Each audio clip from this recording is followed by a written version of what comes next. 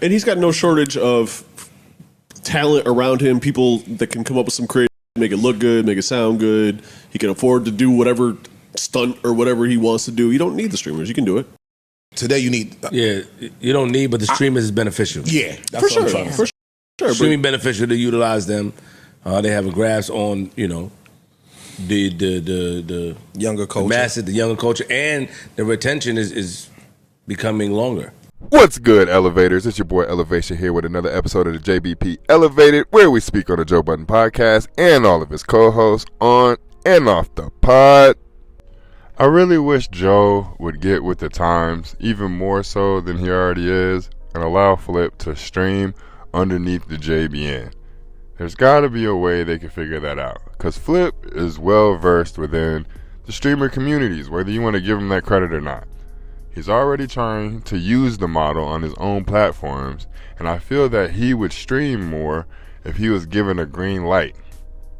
Because a lot of the things that y'all speak on are being broached from streamers' streams or topics that streamers speak on. And the 24-hour access to it would be a plus for everyone on the JVN. So I don't understand. Now that I know Ice is in fellowship with Flip, I really wish they would look more into that. Because we just spent an hour and a half of today's pod talking about Drake and what he did on his silly stream and what he did with one track. They spent an hour and a half on that. And I saw a lot of people in the comments complaining. Unfortunately, I'm on the other side of that because I actually like this Drake song, and I'm realizing more and more how much of a Drake stan I am. Because I still think there's Drake songs that are better than the K-Dot songs that drop, but I don't want everybody turning against me, so that's another topic for another day. Mainly, they were talking about things that Drake was doing on his stream and why it failed and why it wasn't good. But like I said, they were doing this for an hour and a half. Could you imagine what Flip would do and eventually the JBP would be able to do if they were streaming some of these stories or some of these topics that they cover, and then they could just go on for hours on end? Of course, no one else is going to buy into this outside of Flip, so that's the only reason I'm bringing his name into it. But I think they need to expand some way, somehow. I didn't realize how much this current iteration of the pod was on the backing of a Drake beef or a Drake song, because every time Drake topics come out, they spend an hour and a half on it. I was asking my brother earlier, I was like, do you think the K-Dot and Drake beef would have been as big as it was if Joe didn't cover it in the manner that he covered it? I don't. But Joe saw that, especially through the analytics. So every time Drake or K-Dot comes up, anticipate him spending an hour talking on these every time going forward.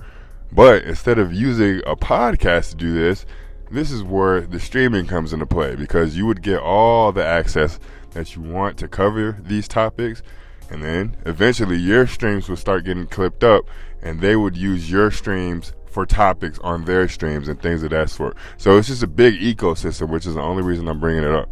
But you could absolutely feel Joe's energy this episode is trying to make up for the previous 2 or 3 episodes that they've seemingly been in a drought. Joe is making sure that this is not an ongoing thing. One thing Joe pays attention to more than the videos made about him is the comments that the audience leave him, because he knows the community fuels where this thing goes. Way too many people were frustrated with the results of these shows, so you could tell that he's trying to bring that energy. It just felt forced, unfortunately. So I don't know. I don't think anything's going on behind the scenes, and clearly they were just drained because it's a holiday and people treat holidays differently for some reason, especially the 4th of July. I don't give a fuck about the 4th of July. But hopefully the energy is not forced on the Patreon episode. They got loose and they were able to speak on Drake, and you already know when Drake topic is the topic, it's just going to speak. So maybe that is one of the reasons why Joe likes speaking on Drake, because this is the most engagement and interaction that he receives from Ish on the show, is when the Drake topic comes. All of a sudden he's full of wisdom and knowledge. The co-host, oh man, I hate nitpicking all the time, but this is just critiques and me pointing it out. They have to get better at cutting each other off. good God. It's like, I get it. There's a lot of mics and everybody feels that they need time. But take a page or notes from Flip. Flip is taking a couple of steps back.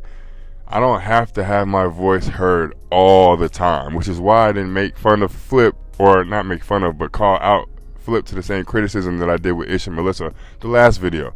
Because let's be clear, Flip used to talk too much and he didn't know what he was saying. At least Ish and Melissa, we want to hear what they're saying, even if they don't have anything to say. Flip would just speak and he didn't have anything to say. There's a huge difference. So the fact that he's picking his spots better and taking more back seats is a good thing. But at the same time, this is ridiculous. I don't want to start off saying 2 sentences and then immediately have to look around the room to see if 3 other people are going to cut me off. When Mark gets cut off, he gets frustrated. When Ish gets cut off, he gets frustrated. When Melissa gets cut off, she just shuts down. And it wouldn't look good on her behalf if she just started yelling at the guys. So everybody needs to take a page out of this book, because Melissa even said it. Joe was telling her to get hype while he was playing the Drake set, and she was just sitting there like, whatever. And it's because Joe told her to shut the fuck up twice already in the pod. So you can't constantly tell me to bring the energy up and tell me to shut up. And he does this to everyone, with the exception of Parks. He's even starting to do it to Ice again. And then they all cut each other off. The only person that doesn't really cut anyone off is Ice. And the more I speak on the movements of all the co-hosts up there, the less I find myself having something negative to say about Ice. Yes, y'all can call Ice a coon. Y'all can say he doesn't stand up for anything or believe in anything. I get that. Listen, this is not me speaking to Ice's beliefs as a man. But just outside looking in at his character, he does a lot of things right, yo. He does a lot of things you would want to see as someone that works for you. So there's huge reasons as to why Joe keeps him around, because he doesn't do these stupid things. He doesn't cut people off.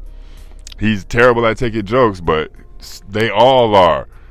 I don't know, man. I don't know. I could tell Joe was trying to make up for the energy. Overexerted himself. Hopefully they come back this Patreon, and it is what we're accustomed to. I'm not mad at the music critiques though, because like I said, I think Joe Budden podcast is a major reason as to why the Drake and K Dot thing got to where it was. And honestly, who else has musical takes in the manner of Joe and Ice? And there's people on there that give takes. Even Mark. I would have never paid attention to a Mark Lamont Hill musical take, but here he is giving them out freely. So I'm not mad at that. I don't want them to stop the hour and a half breakdowns. I just want them to explore streaming, and eventually y'all will get better at cutting people off. But like I said, it's hard to state your presence when there's 5 to 6 to 7 other mics on a day-to-day basis. That's But I appreciate y'all as always, man. Like the video if you like the video. Subscribe to the page if you have it. If you have, you already know how we rock it. Hey, YouTube is announcing big money moves come July 15th. Got a video about it on Patreon, man. Y'all go over there, subscribe to the page, tap in if you feel like listening to that. But it's gonna quickly change how content is made. So once again, I appreciate all the support y'all been showing. I'll see y'all a little later today. Peace.